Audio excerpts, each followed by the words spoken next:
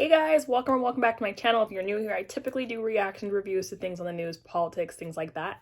Tonight, I am doing a review on the latest episode of Married at First Sight. And can I start off with saying, why are Chris and Paige still on my screen?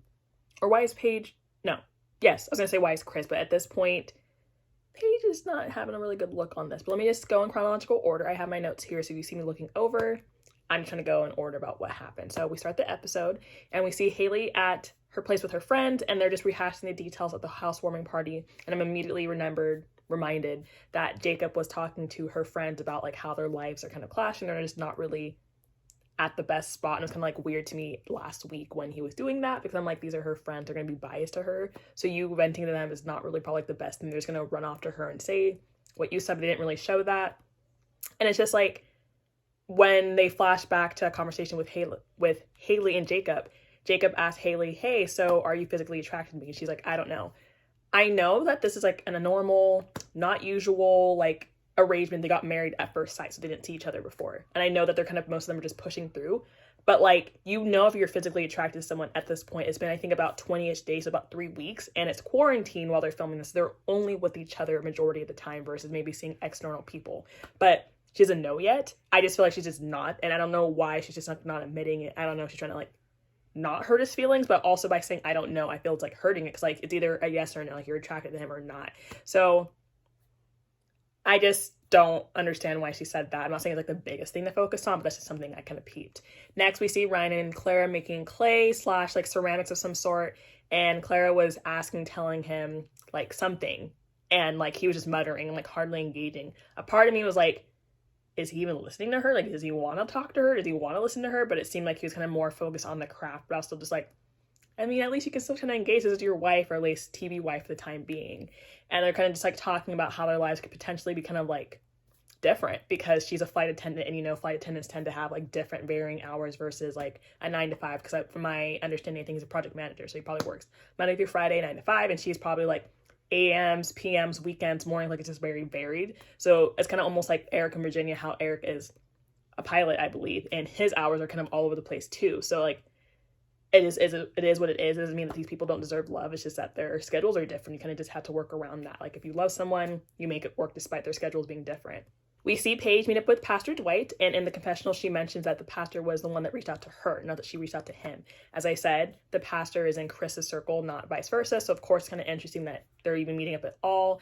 And and the pastor mentioned that he only reached out to her after what Chris had told him and the other pastor, and that he was like kind of appalled that Chris ended the divorce, that Chris did this and this, and like some of the things that she said, the pastor didn't even know about. And then the pastor reveals that Chris had been previously engaged. And I'm like, how much time has this man had? How many engagement has he had? It's like probably just one he's mentioned. He's probably been engaged who knows how many times.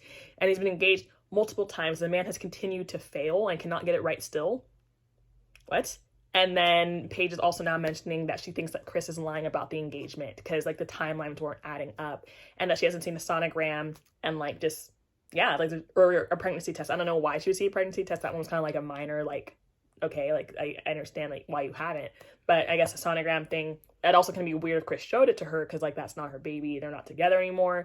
But she's mentioning that, I'm like, oh Lord, like is she really not pregnant? Because also we saw the last episode that Chris was saying how he was going to be with the girl, but the girl's like, we're not getting back together. I'm like, Chris's lies, if that's the way, or just anything he says is just a lot to deal with. And like, do you take it with a grain of salt? Do you even believe it? Do you retain any of it? But I'm like, whatever.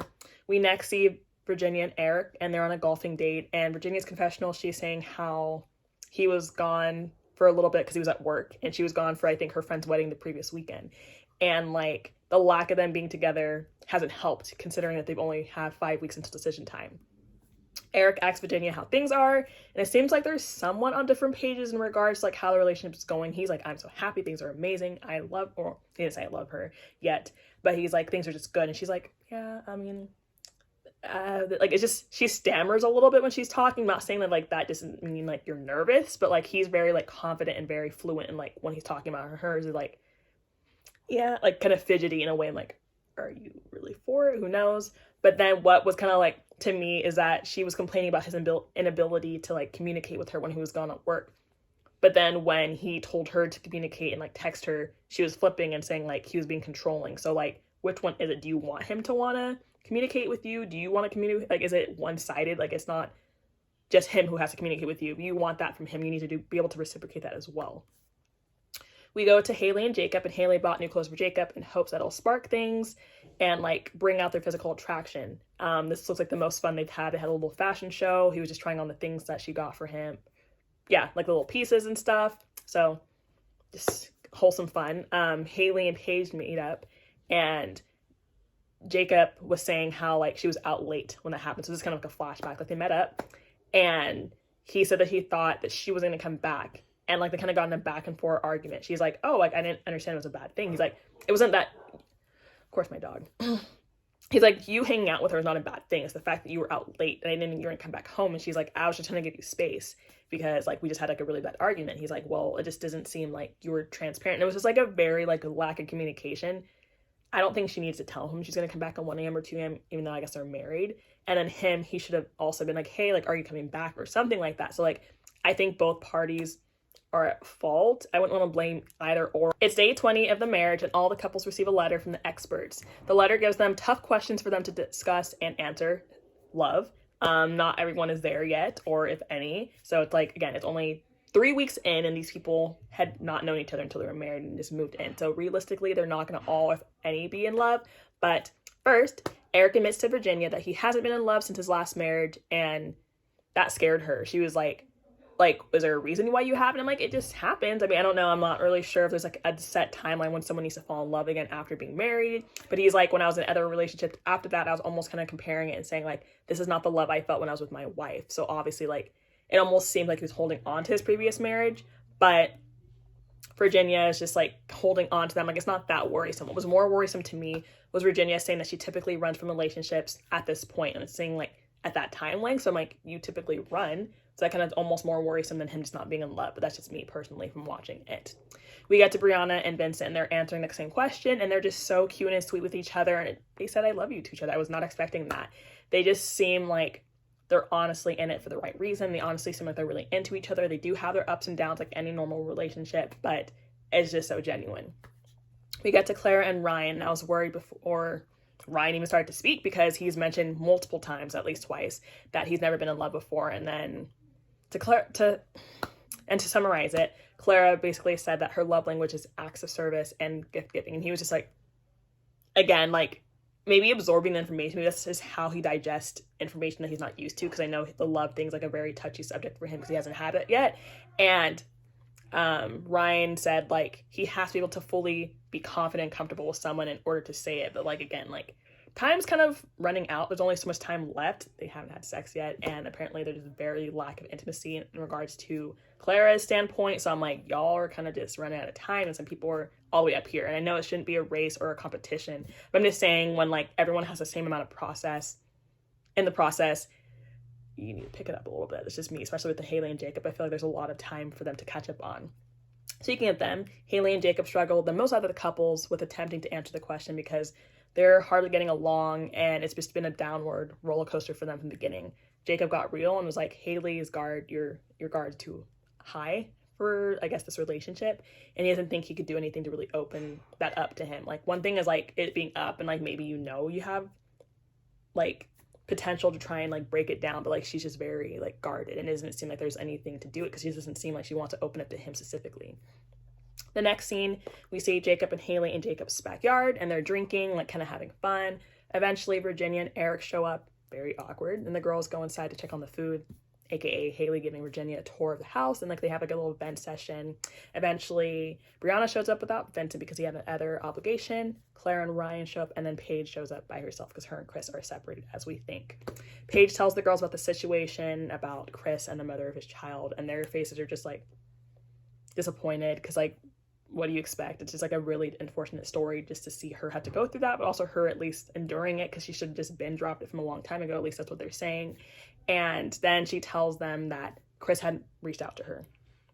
Why? I don't know why he did. I don't know if it's more why did she respond to him, but like why did he reach out to her when he has no reason to do so? He's just such a waste man at this point, but maybe that's just his character for this TV show, to be like a villain of some sort. And what's the next part? So yeah, we flash to the next day, and Ryan takes Clara out on a donut date, which shows that he's like paying attention to details and actually trying, because I think she's probably mentioned it once from what we've seen, and he's like took her there to like make her happy, because again, she said her acts of service and gifts is what she likes. There are differing diets, almost to make it was gonna be a problem for them. I didn't think it's that serious. She was saying how she loves donuts and like was just moaning about it, and then he's like, I need vegetables. So it's like, boy, we hear you. I mean, I'm not gonna say she's gonna eat donuts breakfast, lunch, and dinner. She probably eats other stuff from what I'm hoping. And he's just like, I like green beans, I like this, like what's your favorite vegetable? I'm like, dude, like you're at a donut place, just enjoy it for the time being. But then he started to like rant / talk about something about himself, and then when he asked for her response, she was just like, I don't even know what you're saying. Like, you're being preachy. I thought I came to eat donuts, not to listen to like this TED talk. I don't know what word she said exactly, but it's kind of how it came out. I was like, y'all are in different places mentally or in life, or just not compatible. Again, I said this and I've been saying this, like they seem more friends or like bickering friends, but I know that like a friendship develops into a relationship typically, but it just seems more platonic than like any chances of it being romantic at all. Next we see Brianna and Vincent, and I just smile every time they're on the scene. And he had like a little board from like they received from their wedding, and it has like the 4 Spanish words of the day. He's trying to like teach her Spanish because she doesn't know it, and that's like his language. And it was just so cute, even though it's like something so super small. It's just something big, I guess, just like the little meaning or like the intention behind it. He left for a second, like, hold on, I had to go do something. He comes in with a bike. He's got it for her because she mentioned it at the wedding, and it has a flashback that like at their little dinner table at the wedding that she's like, oh, I want a bike, and like he stored that, remembered that, and got her one, and she was just so happy. She was like squealing. It wasn't so much like a, oh my god, the bike. Was like I don't want to scream, but like she was like, oh my god, it's a bike. She was super happy about it. And then in his diary confessional, he's kind of saying like he's married, he's a family now, or he has a family now, like people to fend for. So like it's not just him, and like he's doing this because like he wants to, and he like wants to make things better, and like this not even better, like he just wants the best for her and them as a family, and he wants a family. We see Paige and Chris. Homeboy pulled up with a cheesy smile for what? He had the audacity to say that he was mad about her for the previous weekend, but he's cool now. I don't think it mattered that you were mad, and like you're the one who pulled up, okay? And then it looked like he was feeling some type of way about the Paige pastor meetup, because he's like, oh, I heard you met up with somebody. And she's like, yeah, he asked me to meet up with me. And in his confessional, he's like, I didn't know he asked her to meet up. He's my friend. Like, he's supposed to be on my side. I'm like, there's not supposed to be sides for this, but whatever. I'm just not going to talk to him after this. Boy, grow up. Like, you were in the wrong here. Like, okay, whatever. For a little bit, they sat in silence, and then Chris said that he had like nothing to really divulge, because she was like, why do you call me here for? And he's like, I have no new revelations. And she was just like, and got up and walked off before the commercial kind of happened. And then the commercial comes back, and she's like talking to the producers. The producers are like, you need to tell him that like you don't want your time wasted, because she's obviously pissed. She goes back, and then he's going off, and I said, this is just a downward spiral for me, trying to be attached to her or him or them together, or any potential of them having anything, let alone friends. And he's saying how he's scared of his child being born and not being there to raise the child, and that he's afraid to be in love, and then like afraid about the child. I'm like, these are two separate things. Leave Paige out of it. You removed it and ended it last week, or at least she did, it ended. Called her here, essentially said you had nothing more to talk about, but then proceeded to have her come, and then said you weren't mad at her, and then almost got mad at her about the pastor thing when it was your pastor friend. Like, get your facts first before you come and confront her about it. And then after that, she was just like, you know what? I just wanted to have a second chance with you. Girl, you wanted a second chance with that man? After that, and then like they introduced each other, like, hi, I'm Chris, hi, I'm Paige. I said, I was rooting for her to like somehow have a second chance to come back onto this show and have like redemption and have like a better process, like have a man who actually wants to do this. And then she's like allowing, I'm like, this is how I was when I was watching it. Sorry, I have like lost the words. I'm just like, I don't even know who's in the, okay, Chris is in the wrong. I don't know if Paige is just, I don't know what's going on, but I don't want to spend too much time on it, but that was basically what happened. I was pretty pissed, as you can see, and like flabbergasted. Next, we see Haley and Jacob, and they're eating food together, and it's like discussing traveling and potentially a future life. Pretty much it for them. Next, we see Brianna and Vincent, and I just didn't expect this at all. They go salsa dancing, and it seems really cute, because she's like, I want to just like do something together. He said he wants to go to a dancing like class, or just like dance together. And she's like, I used to be a dancer, so it's like good. And she was really optimistic about it. Vincent had a terrible time because he was messing up, he was embarrassed, he was getting heated, and he just didn't want to be there after he messed up a lot, and it was very obvious at the end because he just gave up. And when she was trying to talk to him about it, he was just like, yeah, it's good. Yeah, I had a good time. And she's like, are you sure? He's like, yeah. And eventually, like, no, like, I didn't enjoy it. It was like, I didn't have a good time. I'm not happy right now. I'm like, dude, like, what is, I mean, I can understand, like, when you're doing something and, like, when you're messing up, you get, like, really heated and embarrassed about it. But, like, he was, how would I say this? Like, reflecting that onto her. Like, he was projecting his anger onto her as if it was her fault. I'm like, no one knew how the class was going to go. It was just her first time as well as yours. And I think he was just mad that, like, his first time doing it, he didn't have, like, he wasn't in control and, like, he wasn't good at it, but, like, she wasn't either. So it's like, why were you, again, I just felt bad because she had, like, a really genuine, like, intention with it, and he was just mad and was, like, having a tantrum. I don't know, I guess just, I'm rooting for them. It was a very confusing moment. I just didn't expect that. I didn't expect that to be the outcome, despite, like, not doing well. But anyways, the last scene was Eric and Virginia having dinner, and she brought up the issue again about him not being in love since the wife, and, like, how she had reservations about that. But then they moved on and, like, okay, like, we're gonna get past this. Eric started playing the guitar and said he's never done that before, and she's like, oh, why? And he's like, I love you. And then she's like, I love you too. And I said, oh, I don't know if I feel like they're there yet. I feel like they just said it to say it. But then also maybe they are in love. But that's it. So that was the review. Some parts I focused on more than others because some things just seemed a lot more bigger than others. But I don't even know how many more episodes are left. This is my first season ever watching this show. I don't know if you guys have seen the commercial for the new series of the spinoff Unmatchables. That looks really crazy. That starts next month. I'm definitely going to watch it. But yeah, let me know what you thought of this episode and this review, and see you in the next video. Bye!